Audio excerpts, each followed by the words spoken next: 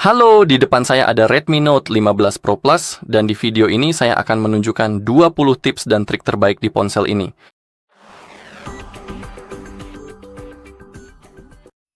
Oke, jadi mari kita mulai. Mari kita buka pengaturan dan kita bisa mulai dengan refresh rate tinggi. Untuk mengaturnya, masuk ke tampilan dan kecerahan, gulir sedikit ke bawah, dan temukan refresh rate. Kamu bisa memilih mode default. Dengan begitu, refresh rate akan disesuaikan secara otomatis. Berdasarkan skenario, kamu bisa membacanya di layar. Misalnya, jika baterai kamu turun di bawah 20%, refresh rate akan diatur ke 60 untuk menghemat baterai. Tapi jika kamu ingin tetap menggunakan refresh rate tertinggi 120 Hz setiap saat, kamu bisa pilih custom lalu klik refresh rate di bawah, dan kamu bisa memilih 120 sepanjang waktu. Di bawah ini, sebaiknya saya lihat dulu. Sebuah opsi baru telah muncul, yaitu opsi menggunakan refresh rate tinggi, dan di sini kamu bisa memilih aplikasi mana saja yang akan menggunakan refresh rate tinggi. Misalnya, kamu bisa mematikan aplikasi tertentu atau mengaktifkannya. Oke, selanjutnya adalah kecerahan otomatis. Seperti yang bisa kamu lihat sekarang, fitur ini sedang aktif. Kadang fitur ini bagus, kadang juga tidak. Itu tergantung kamu. Apakah kamu ingin tetap mengaktifkan fitur ini? Kalau untuk saya sendiri, saya tidak suka jika kecerahan berubah tanpa izin. Jadi itulah alasan saya mematikannya. Dan untuk pengaturan kecerahan secara manual, kamu bisa melakukannya langsung di sini atau tentu saja melalui bilah cepat. Oke, kita juga bisa mengganti tema kita. Bisa mode terang atau gelap, terserah kamu lebih suka mode yang mana. Untuk saya sendiri, untuk saat ini saya akan tetap menggunakan mode terang. Tapi kalau soal mode gelap, itu mengonsumsi baterai lebih sedikit, jadi kamu perlu mempertimbangkan hal itu. Kamu juga bisa mengaktifkan opsi mode gelap. Misalnya di sini kita punya tombol pengalih ini. Perangkatmu akan beralih ke mode gelap sesuai jadwal ketika kamu mematikan layar. Dan di sini kamu bisa memilih dari matahari terbenam hingga matahari terbit. Atau misalnya kamu bisa mengatur jam khusus sesuai keinginan. Atau kamu bisa mengaktifkan mode gelap untuk aplikasi tertentu. Misalnya saat ini saya tentu saja menggunakan mode terang. Tapi misalkan saja di aplikasi booking, saya akan menggunakan mode gelap. Biar saya cari aplikasinya, ada di sini.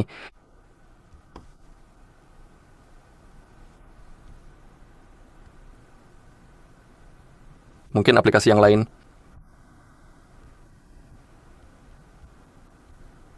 Sesuatu yang tidak... Sebenarnya saya lewati saja, tapi saya yakin kamu tahu cara menggunakannya. Tapi untuk sekarang, saya akan mematikannya. Mari kita kembali dulu. Dan sekarang, mari kita coba beberapa fitur AI. Pergi ke Xiaomi Hyper E, lalu di sini klik pada AI App Boost. Dan di sini kita punya seluruh daftarnya. AI Writing, Dynamic Wallpapers, Creativity Assistant, Translate Conversation, AI Interpreter, dan AI Subtitles. Mari kita mulai dengan AI Writing. Fitur ini digunakan di catatan. Jadi, biar saya buka aplikasi catatan di sini. Mari kita buat catatan baru. Dan di sini pada keyboard kita ada icon pensil, dan itulah AI kita. Di sini mari kita lihat ada 3 prompt yang disarankan. Itu adalah contoh apa yang bisa kita buat berkat AI. Kita hanya perlu memasukkan prompt kita.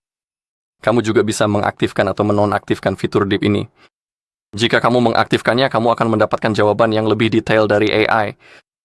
Jadi misalnya, sebenarnya, misalnya kita ingin membuat rencana kebugaran, saya akan menggunakan prompt yang disarankan. Saya harus melihatnya dulu. Semuanya sedang diproses.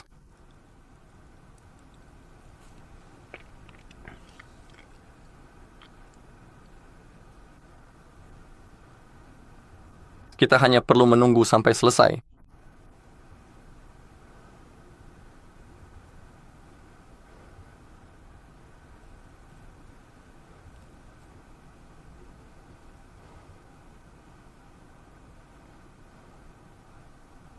Oke, jika kamu mau, kamu bisa menulis ulang. Tentu saja AI akan melakukannya untukmu. Tapi jika ingin menyimpan, klik selesai. Dan mari kita lihat, kita sudah punya rencana kebugaran baru kita.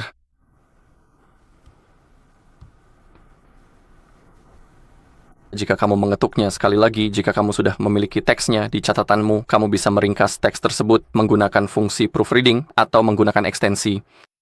Kamu juga bisa memperhalus teksnya, kamu bisa membuatnya lebih umum, profesional, sederhana, atau ramah. Jadi misalnya, mari kita coba meringkasnya.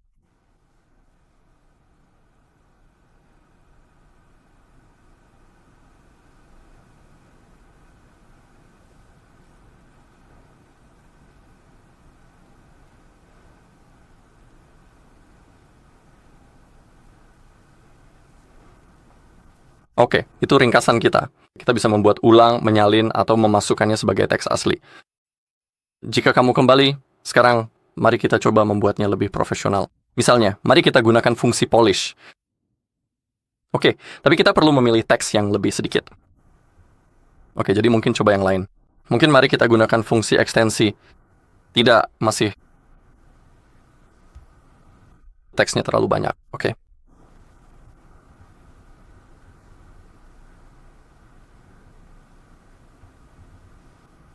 Jadi mari kita pilih mungkin sampai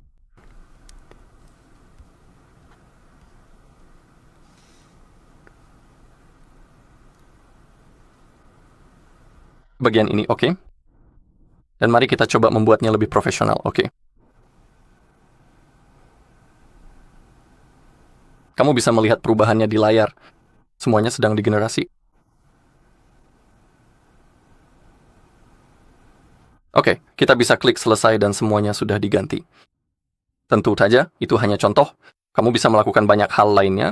Mungkin mari kita coba menghasilkan sesuatu yang lain sebagai catatan baru dengan ikon pensil kita, dan apalagi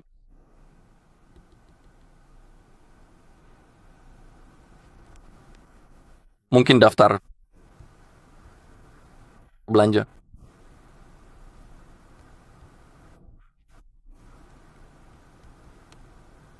Untuk steak, oke. Mari kita lihat apa yang akan terjadi.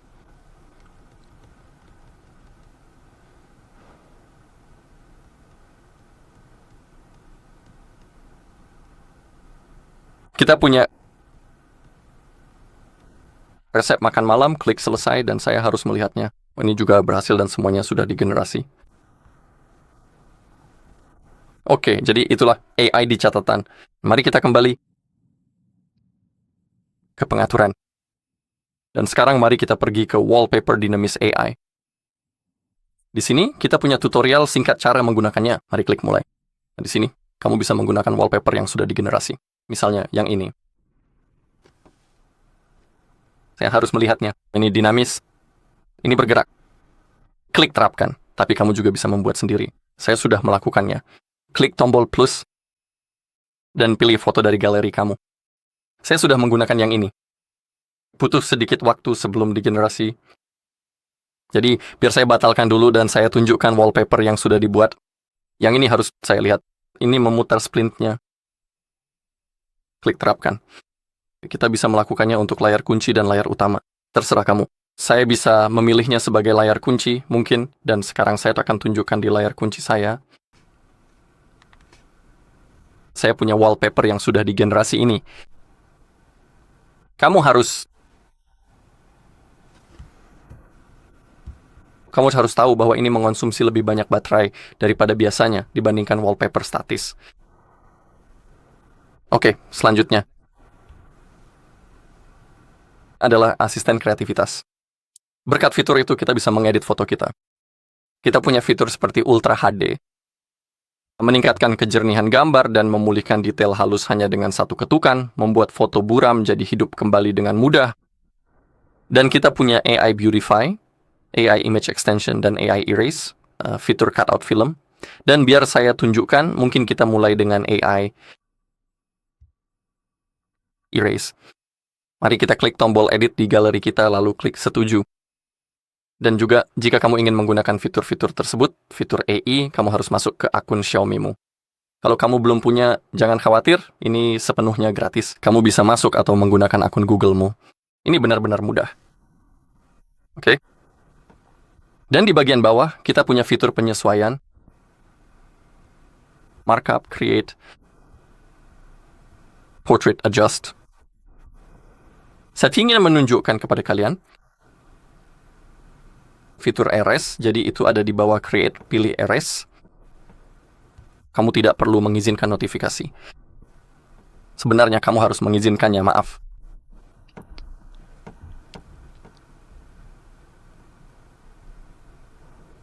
Oke, pilih erase. Kamu bisa melingkari objeknya atau menghapusnya hanya dengan mengusap layar seperti ini. Atau kamu bisa memilih opsi lingkaran, seperti yang sudah saya katakan sebelumnya. Dan kita bisa menghapus objek, orang, menghilangkan silau, menghilangkan pantulan, dan kita juga punya melakukan penyesuaian secara manual. Dan di sini kita bisa memilih ukuran lingkarannya. Tapi mari kita gunakan erase, hapus objek, dan misalnya saya ingin menghapus logo ini, jadi saya pilih dulu. Seharusnya akan menemukan bentuk yang sempurna. Oke, lalu klik mulai. Oke, sudah siap. Ada kesalahan. Aneh juga.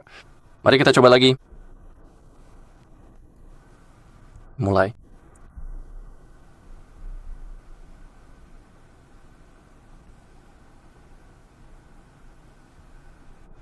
Kita tunggu saja.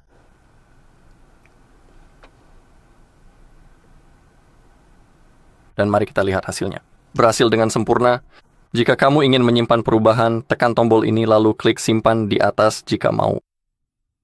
Itu adalah foto aslinya, dan di sini kita punya foto dengan logo yang sudah dihapus. Jadi seperti itulah cara kerjanya. Di sini mungkin pada foto ini mari kita coba gunakan fitur lain. Kita bisa menggunakan Ultra HD misalnya. Klik konfirmasi. Oke, di sini mari kita tap pada Ultra HD.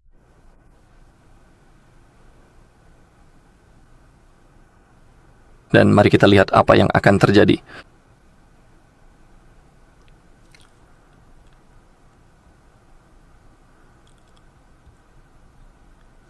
Saat kamu menahan tombol ini, kamu bisa melihat perubahannya. Sebenarnya apa yang sudah terjadi hal ini tidak terlalu banyak perubahan yang signifikan, kan? Tapi kamu bisa langsung klik tombol yang bertuliskan simpan.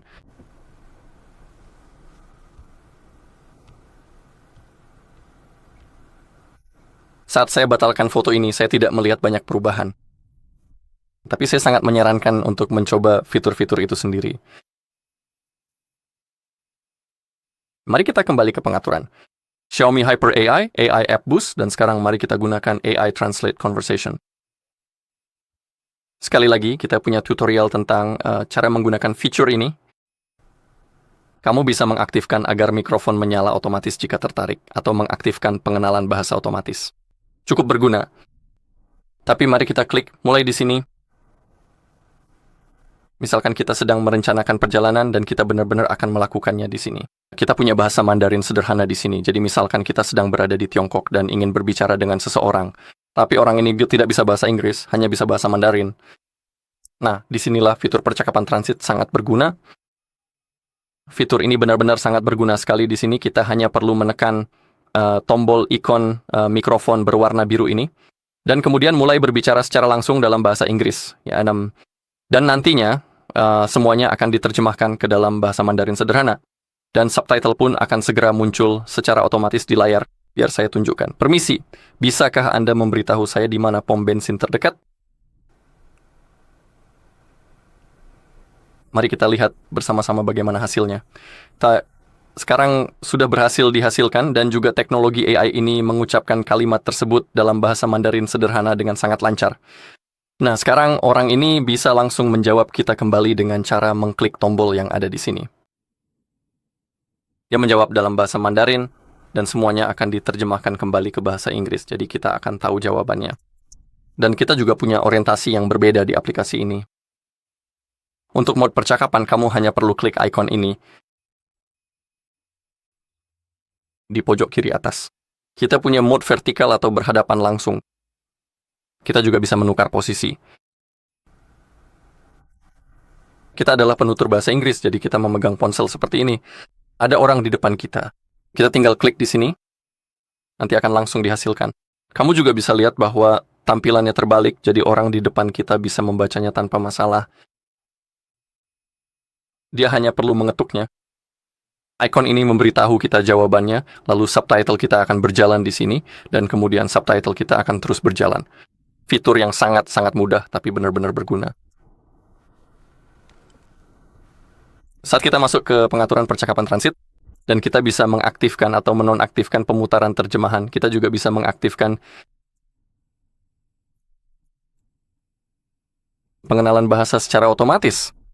Kita punya nada suara saat pemutaran, bisa perempuan atau laki-laki, dan kita juga bisa mengatur kecepatannya. Jadi itulah fiturnya. Bagi sebagian orang, fitur ini mungkin berguna. Sekarang kamu tahu cara menemukannya.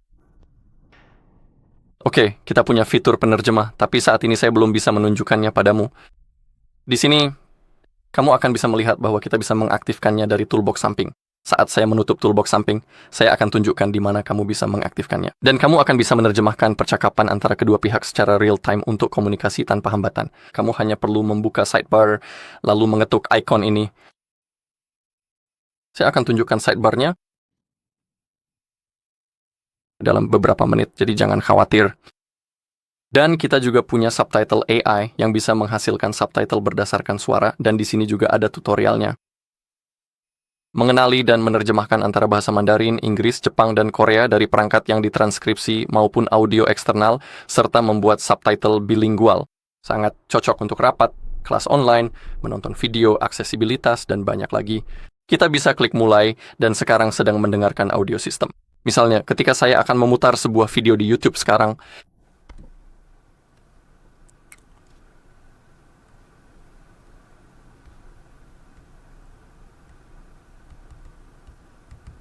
saya dan sahabat saya, misalkan begitu. Dari channel kami, salah satu videonya. Misalkan yang ini. Tapi pertama-tama, kita harus menonton iklannya dulu. Oke. Siapkan Windows 11 di Dell Pro 14 Anda tanpa akun Microsoft.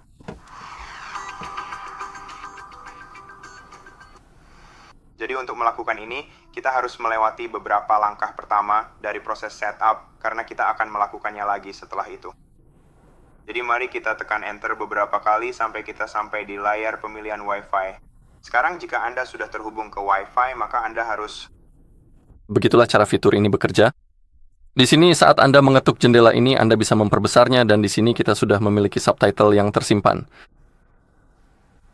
Jika Anda mengetuk pengaturan, Anda bisa memilih bahasa suara dari daftar ini.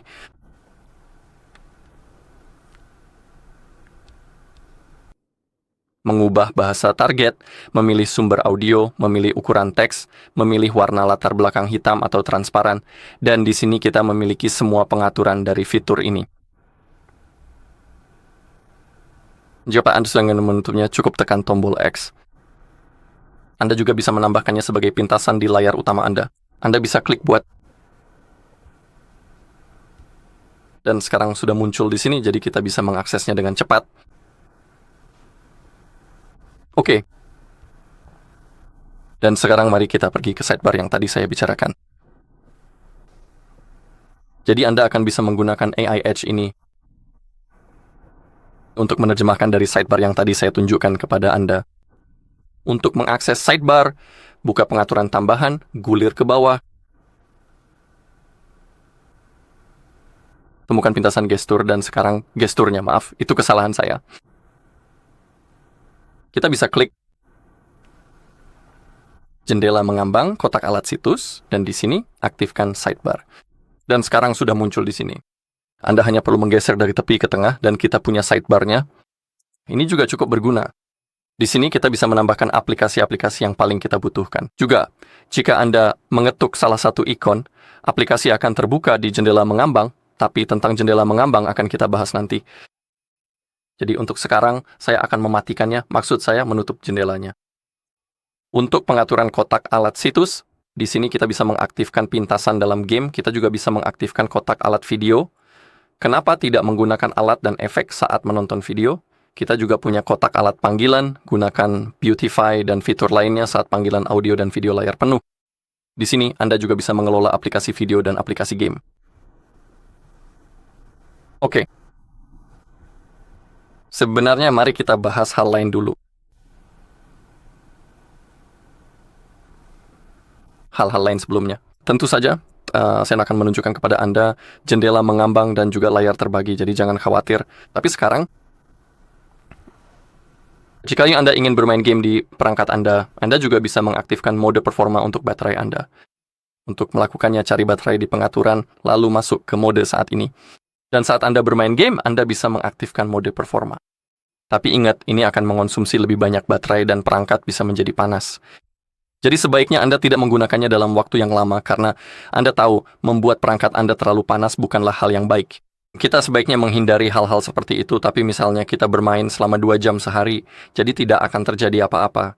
Jika Anda menggunakan mode itu selama 2 jam, tidak masalah, tapi sebaiknya jangan digunakan terus-menerus. Kita juga bisa masuk ke perlindungan baterai, dan di sini sebaiknya pilih pengisian daya cerdas. Untuk memperpanjang umur baterai, sistem akan mempelajari cara Anda mengisi daya perangkat dan akan berhenti mengisi daya ketika level baterai mencapai 80% dalam situasi tertentu. Sama saja. Membuat perangkat Anda terlalu panas, maksud saya mengisi daya perangkat Anda secara berlebihan bukanlah hal yang baik dan kita juga sebaiknya menghindari hal-hal seperti itu. Tapi jika Anda mau, Anda juga bisa mengaktifkan perlindungan baterai jika Anda tertarik. Baiklah kalau begitu, mari kita kembali lagi ke sini. Karena sekarang, mari kita kembali ke pengaturan tambahan. Sekarang mari kita masuk ke gestur, dan di sini kita punya beberapa pintasan gestur yang bisa kita aktifkan. Jadi misalnya kita punya screenshot 3 jari, fitur yang cukup berguna. Di sini cara biasa untuk mengambil screenshot adalah dengan menekan tombol daya dan volume bawah, seperti itu. Screenshot sudah diambil, seperti yang Anda lihat, tapi kita juga bisa menggunakan screenshot dengan menggeser 3 jari ke bawah. Ini misalnya, lebih nyaman ketika perangkat kita diletakkan rata seperti itu, kita cukup menggeser dan screenshot langsung diambil. Dan kita juga punya fitur scroll shot, tapi untuk menggunakannya kita harus punya lebih banyak informasi dan seperti yang Anda tahu, bar yang memungkinkan kita menggulir ke atas atau ke bawah. Dan di sini saat Anda mengambil screenshot, Anda bisa klik scroll dan Anda akan membuat screenshot bergulir yang akan mengambil gambar dari atas ke bawah. Jika Anda ingin menyimpannya, tekan tombol ini. Biar saya tunjukkan bahwa ini benar-benar berhasil, dan itulah scroll shot kita. Jadi mari kita klik itu. Dan kita punya screenshot panjang.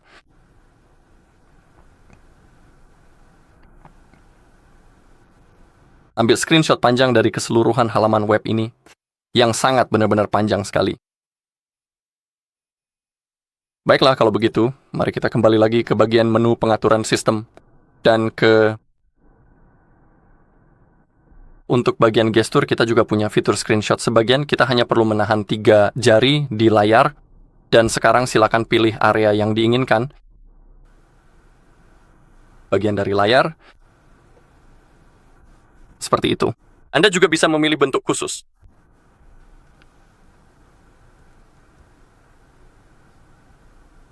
Dan kita juga seharusnya bisa menggunakan bentuk ini. Oke. Dan sekarang misalnya saya bahkan bisa menggambar bintang. Dan menyimpannya. Dengan menekan tombol ini, semuanya benar-benar berfungsi. Oke, kita juga punya pintasan untuk membuka kamera. Kita bisa menekan tombol power 2 kali, dan itu akan menekan volume bawah saat ponsel terkunci.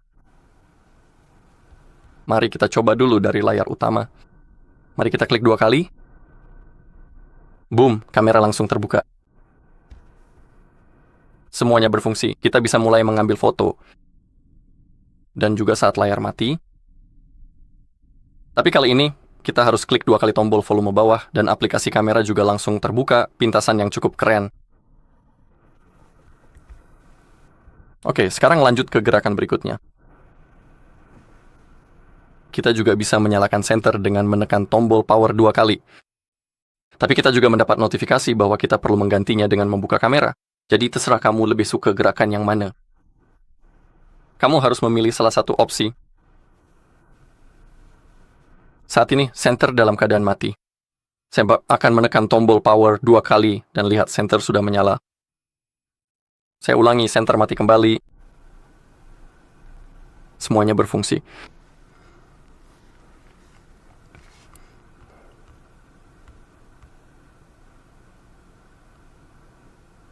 Oke. Kita juga punya back tap sebagai gesture custom. Ada double back tap dan triple. Dan di sini kita bisa memilih fungsinya. Apa yang akan dijalankan untuk double back tap? Misalnya saja, kita bisa mengambil screenshot di sini, ada pratinjau di mana harus mengetuk, dan misalnya untuk triple tap, itu akan membuka perekam. Oke, jadi mari kita coba dengan... Silakan double tap dulu ya. Nah, saya sudah mencoba mengetuk berkali-kali tepat di bagian area ini.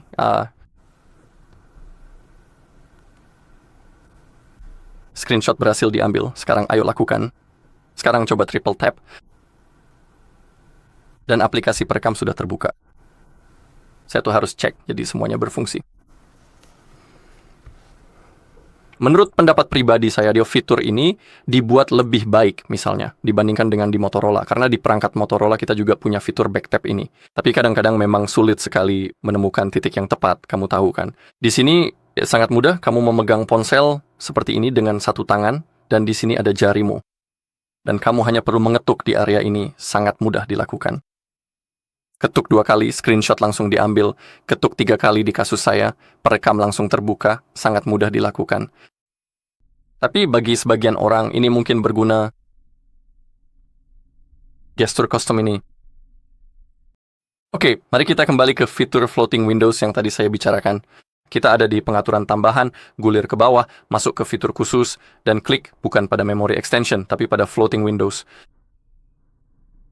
Di sini kita punya tutorial tentang apa saja yang bisa kita lakukan dengan floating windows, seperti cara meminimalkan, cara memindahkan floating window ke seluruh layar, cara mengubah ukuran jendela, dan cara membukanya. Jadi ayo kita mulai. Ada beberapa cara untuk masuk ke floating window ini. Seperti yang sudah saya tunjukkan situ, kita bisa melakukannya dari level sidebar. Jadi misalnya saya akan membuka catatan. Seperti yang bisa kamu lihat, aplikasi sudah terbuka. Aplikasinya masih sepenuhnya responsif. Saya bisa membuat catatan baru, bahkan menggunakan AI. Dan di saat yang sama, saya bisa melakukan hal lain. Misalnya, saya bisa melakukan riset di internet. Semuanya terserah kamu. Jadi untuk menyesuaikan ukuran floating window, kamu harus menarik bagian tepinya.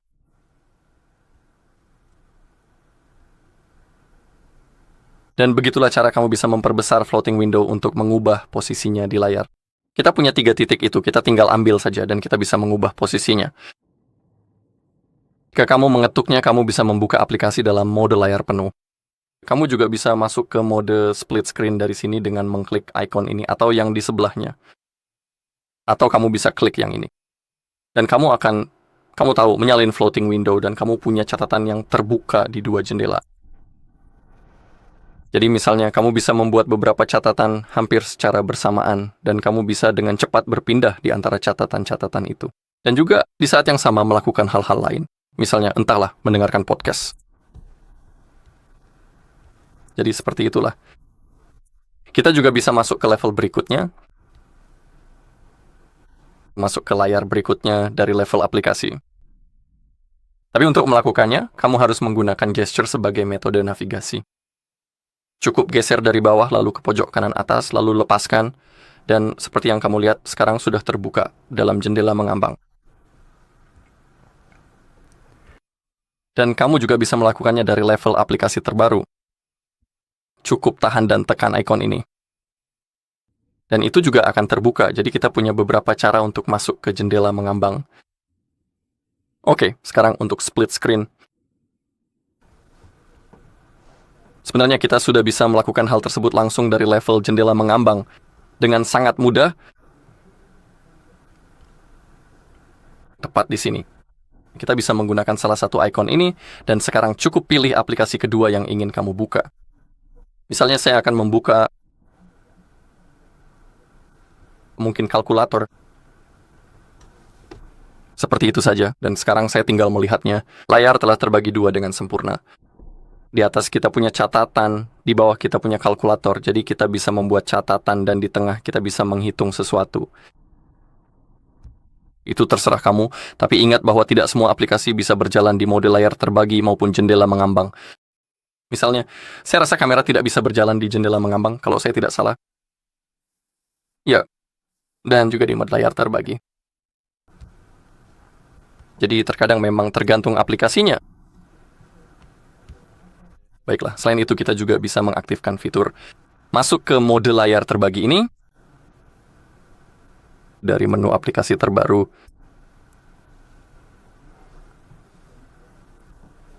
Bukan seperti itu, tapi kita harus tahan lalu klik icon ini. Kita hanya perlu membuka aplikasi kedua di menu aplikasi terbaru, lalu ketuk itu dan akan terbuka dalam jendela mengambang. Tapi jika kamu mengetuk lagi, kamu bisa memilih langsung dari layar utama. Misalnya, saya rasa Chrome seharusnya bisa berjalan. Ya.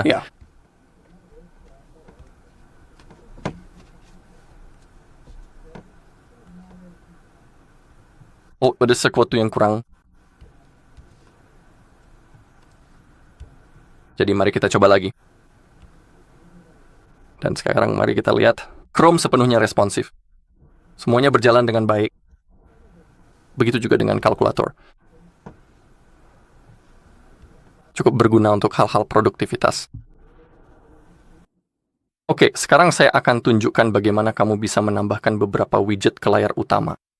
Untuk melakukannya, tahan di area kosong pada layar utama, lalu masuk ke menu widget. Dan di sini kita punya beberapa widget yang disarankan. Kamu bisa terus menggulir ke bawah dan memilih widget yang kamu suka. Saya harus melihat-lihat dulu. Kita punya banyak sekali, dan misalnya saya ingin menambahkan kucing lucu ini dengan jamnya. Cukup tekan tambah. Ingat, kamu harus punya cukup ruang di layar utama untuk menambahkannya. Selain itu, jika kamu meletakkannya di antara aplikasi tersebut akan menata ulang diri untuk memberi ruang bagi widgetmu. Tapi misalnya saya ingin meletakkannya di tempat itu. Dan jika kamu ingin menyimpan, tekan tombol di pojok kanan atas. Dan sekarang kita punya widget animasi yang indah dengan jam saat ini. Jadi itulah widget, benar-benar mudah. Oke, sekarang biar saya tunjukkan bagaimana kamu bisa membuat cadangan data. Dan kalau soal saya selalu punya cadangan data saya. Karena kita tidak pernah tahu apa yang akan terjadi. Jadi untuk membuat cadangan, buka pengaturan, lalu tentang ponsel, gulir ke bawah, klik cadangkan dan pulihkan. Dan kita punya beberapa cara untuk membuat cadangan. Kita punya cadangan perangkat seluler, kita bisa menyalin cadangan ini ke komputer kita. Kita bisa menggunakan Xiaomi Cloud dan juga cadangan Google. Tapi ingat bahwa ketika kamu membuat cadangan perangkat seluler, itu akan disimpan di penyimpanan internal ponselmu. Jadi misalnya, jika perangkatmu di-reset ke setelan pabrik, cadangannya juga akan hilang. Itulah sebabnya sebaiknya disalin ke komputer. Jika kamu tidak tahu caranya, di channel kami, kamu bisa menemukan video tentang cara melakukannya. Ini sangat mudah, jadi kamu bisa menontonnya jika mau. Tapi kalau untuk saya sendiri, saya lebih suka menggunakan Xiaomi Cloud atau Google Backup karena datanya langsung disimpan di cloud. Kita bisa klik Xiaomi Cloud dulu, lalu klik lanjutkan. Klik. Kamu bisa menggabungkan catatan yang disimpan di cloud. Oke, kita bisa menggabungkannya. Kenapa tidak? Dan sekarang masuk ke pengaturan, maksud saya ketuk, lalu masuk ke izin aplikasi, dan kamu harus mengizinkan semua yang belum dipilih. Jadi berkat itu, kita akan menyalin pesan SMS di ponsel. Hal-hal seperti notifikasi, kontak, kalender, riwayat panggilan, pengaturan kamera, dan tentu saja aplikasi kita, galeri kita, dan lain-lain. Oke, dan sekarang kembali ke sini. Kau harus memastikan ada ruang penyimpanan cloud yang cukup kosong. Jika kamu tidak punya cukup ruang, kamu bisa klik kelola. Kamu bisa mengaktifkan langganan cloud. Kamu harus membayar untuk mendapatkan ruang penyimpanan tambahan. Atau kamu juga bisa misalnya menghapus cadangan lama kamu. Misalnya, yang ini dari bulan April, jadi saya bisa menghapusnya. Dan bahkan yang ini juga. Saya akan membiarkan yang ini di sini karena saya membuatnya kemarin, jadi masih cukup berguna dan sekarang saya harus melihatnya. Sekarang kita punya banyak ruang penyimpanan yang bisa kita gunakan. Untuk membuat cadangan, silakan Anda arahkan ke menu cadangan, kemudian klik pada bagian Hello dan klik cadangkan untuk memulai prosesnya sekarang juga. Mari kita lihat dulu. Ini akan memakan waktu sekitar 5-10 menit, jadi kita harus menunggu sampai selesai. Seharusnya tidak lama, tapi mari kita tunggu.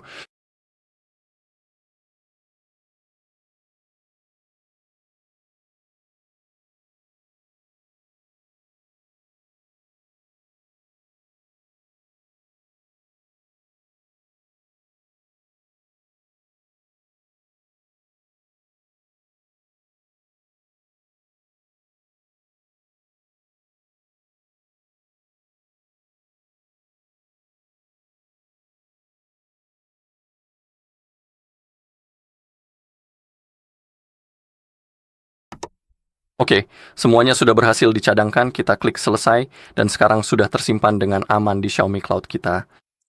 Ingat, tentu saja, jika Anda ingin memulihkan data di masa mendatang, misalnya di perangkat Xiaomi atau Redmi lain, Anda harus masuk ke akun Xiaomi yang sama persis untuk memulihkan data tersebut. Tentu saja. Dan juga setelah kita punya cadangan Google, tekan tombolnya, Anda harus memastikan bahwa foto, video, dan data perangkat lainnya sudah diaktifkan. Dalam kasus saya harus mengaktifkan foto dan video secara manual. Oke, klik pada Let's Go. Saya tidak perlu notifikasi. Kita bisa kembali. Nah, yang di sini saat Anda mengetuk data perangkat lain, itulah akun Google yang sedang kita gunakan saat ini. Dan ini sama saja seperti pada Xiaomi akun. Jika Anda ingin memulihkan data nanti, di perangkat lain, Anda harus masuk ke akun Google yang sama persis. Dan sama juga, tentu saja, dengan ruang penyimpanan, Anda harus memiliki cukup ruang. Dan sekarang, untuk membuat cadangan kembali dan tekan tombol ini, prosesnya akan dimulai. Oke, di sini sebuah lingkaran telah muncul dan sedang terisi. Pada dasarnya, ketika lingkaran itu menghilang, artinya cadangan kita telah berhasil dibuat. Jika semuanya berjalan lancar, kita juga akan melihat notifikasi di bagian bawah layar. Jadi, sekali lagi kita harus menunggu, tapi seharusnya tidak memakan waktu lama.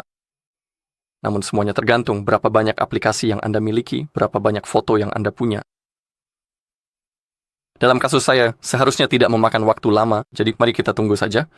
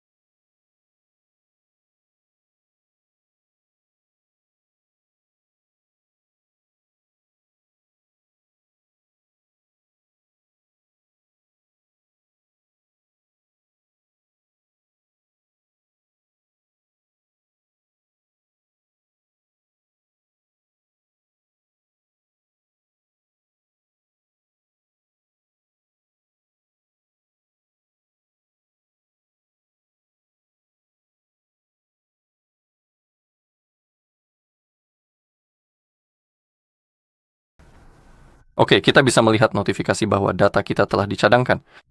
Juga, jika Anda mengklik data perangkat lain, Anda bisa melihat detail cadangannya. Maksud saya, itu adalah konfirmasi bahwa semuanya berjalan dengan baik. Dan sekarang, sebagai hal terakhir, izinkan saya menunjukkan cara memeriksa pembaruan. Itu juga ada di pengaturan, masuk ke tentang ponsel. Dan di sini kita sudah bisa melihat tombol pembaruan. Kita bisa mengetuknya. Dan di sini kita mendapat notifikasi bahwa kita bisa mengunduh pembaruan. Jadi kita bisa melakukannya. Prosesnya akan dimulai, dan setelah itu, kita semua perlu untuk segera merestart ponsel kita. Yang saya maksudkan di sini adalah, kita harus merebootnya agar versi yang baru akan segera terpasang dan diterapkan secara otomatis.